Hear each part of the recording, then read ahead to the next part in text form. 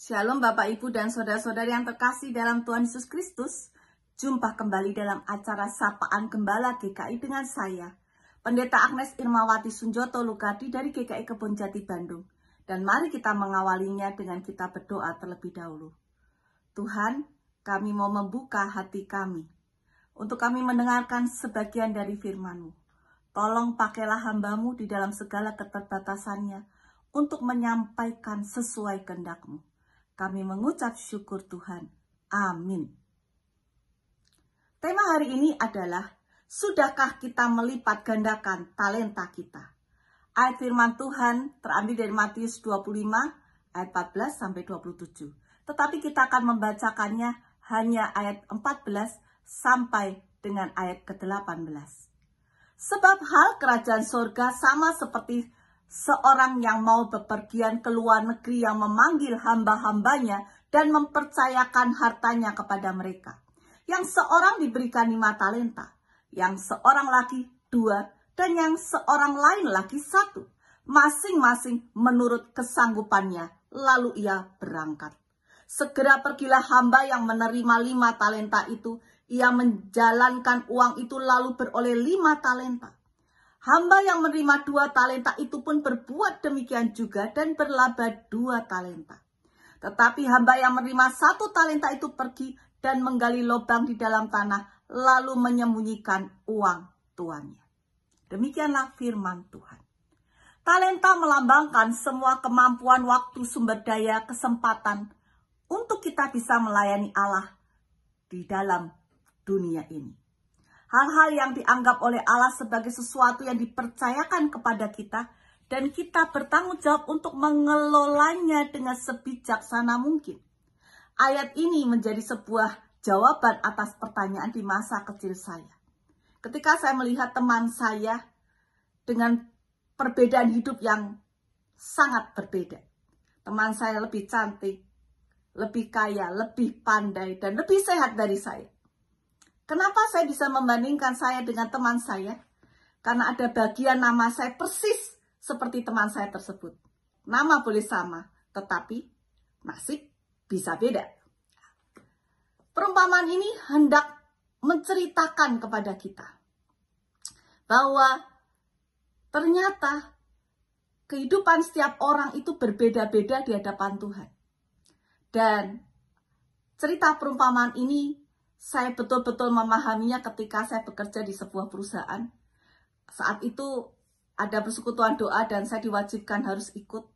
Saya mendengarkannya dan saat itu saya berubah cara pandang saya. Melihat diri saya, sesama saya, dan melihat Tuhan. Ayat perumpamaan ini ayat yang bagi saya mencerahkan di dalam saya menilai Tuhan. Yang awalnya saya berpikir Tuhan tidak adil. Mengapa nasib saya beda dengan teman saya? Tapi sekarang saya bisa berkata, terima kasih Tuhan. Karena kalau misalnya saya diberikan 5 talenta dengan semua kelebihan itu bukan kesanggupan saya. Dan pertanyaan berikutnya, saya juga tidak tahu berapa sesungguhnya talenta yang Tuhan berikan kepada saya. Dan oleh karena itu, mari saya mengajak Bapak Ibu dan kita semua untuk ada hal yang kita bisa lakukan meskipun kita tidak tahu berapa sesungguhnya talenta yang Tuhan berikan pada kita, yang Tuhan titipkan, yang Tuhan pinjamkan kepada kita. Langkah yang pertama adalah kita harus senantiasa belajar, mengembangkan kemampuan diri dengan berbagai hal dalam hidup ini. Kalau ada orang yang berkata, itu ada orang hobi belajar, saya tidak hobi belajar. Belajar itu bukan soal hobi atau tidak.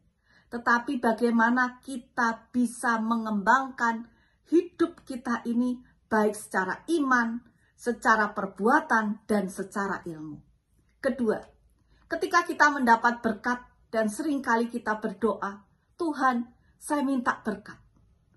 Doa lagi, Tuhan, saya minta berkat. Tapi pernahkah kita berpikir, kita berdoa, Tuhan, tolong jadikan saya saluran berkat-Mu. Tuhan, saya mau melayani-Mu. Dan seringkali yang terjadi, aduh saya nggak punya waktu. Aduh saya sibuk.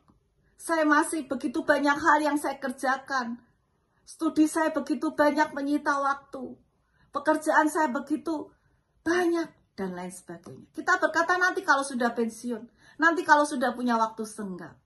Saya mau katakan tidak selamanya. Dan belum tentu kita bisa mewujudkannya. Saya mengingatkan, ingat perumpamaan tentang pohon ara yang tidak berbuah. Kalau hidup kita di mata Tuhan seperti pohon ara yang tidak berbuah. Pohon itu hidup untuk kenyamanan semua yang serbaku. Ya, contoh keluargaku, diriku, bisnisku, studiku, semua yang serbaku. Maka jangan kaget kalau pada suatu waktu kita akan ditebak. Ingat perumpamaan akan orang kaya dan Lazarus. Orang kaya itu tidak jahat. Dia sangat peduli dengan keluarganya. Tetapi dia tidak peduli dengan Lazarus. Maka ketika orang kaya itu mati, ia menderita sedangkan Lazarus mendapatkan kebahagiaannya. Ketiga, usaha, lakukan yang terbaik. Ada pengorbanan yang dilakukan untuk Tuhan. Mungkin orang yang kita bantu tidak membalas. Atau mungkin tidak ingat untuk berkata terima kasih. Tidak apa-apa. Tapi kita sudah menggunakan talenta kita untuk kemuliaan nama Tuhan. Mengasihi sesama seperti diri kita sendiri. Jadi standarnya sekali lagi mengasihi sesama seperti kita mengasihi diri kita sendiri. Kita perlu sehat untuk bisa melayani sesama. Sehat fisik, sehat hati, mental, karakter, jiwa, dan spiritual kita. Bagaimana kita berupaya untuk sehat? Kita perlu memperhatikan apa yang masuk dalam diri kita. Makanan, minuman, apa yang kita dengar, apa yang menjadi kepercayaan kita, apa yang masuk dalam pikiran kita, apakah kalimat kata-kata yang buruk, masa lalu yang buruk, penilaian orang yang buruk kepada kita, dan lain-lain. Kita perlu memfilternya dan membuang segala sesuatu yang tidak membangun diri kita. Kembali ke kisah perumpamaan talenta itu. Saat kita bertemu dengan sang empunya kehidupan, kita mempertanggungjawabkan talenta yang selama ini dia serahkan kepada kita. Lebih tepatnya, dipinjamkan. Sadarilah sebelum terlambat. Please, hidup ini sekali lagi harus kita pertanggungjawabkan kepadanya. Mari kita berlomba-lomba dalam kehidupan kita masing-masing. Saya percaya kehidupan Bapak Ibu bukan kehidupan yang mudah. Kehidupan yang penuh dengan pergumulan hidup, kesehatan, ekonomi, keluarga, di dalam pergaulan, dan berbagai macam hal lagi yang menghimpit Bapak Ibu, yang membuat Bapak Ibu penuh dengan perjuangan hidup.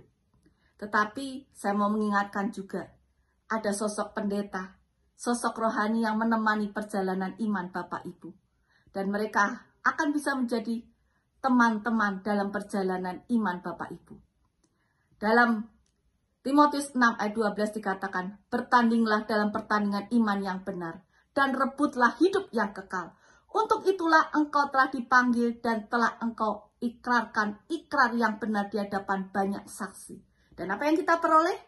1 Korintus 9 ayat 25. Tiap-tiap orang yang turut mengambil bagian dalam pertandingan, menguasai dirinya dalam segala hal, mereka berbuat demikian untuk memperoleh suatu mahkota yang fana. Tetapi kita untuk memperoleh suatu mahkota yang abadi. Kita bertanding di dalam pertandingan iman, di dalam kehidupan kita masing-masing. Dan kiranya Tuhan menolong kita untuk melipat gandakan talenta kita di tengah pergumulan hidup kita yang tidak mudah. Tuhan memberkati kita. Mari kita berdoa.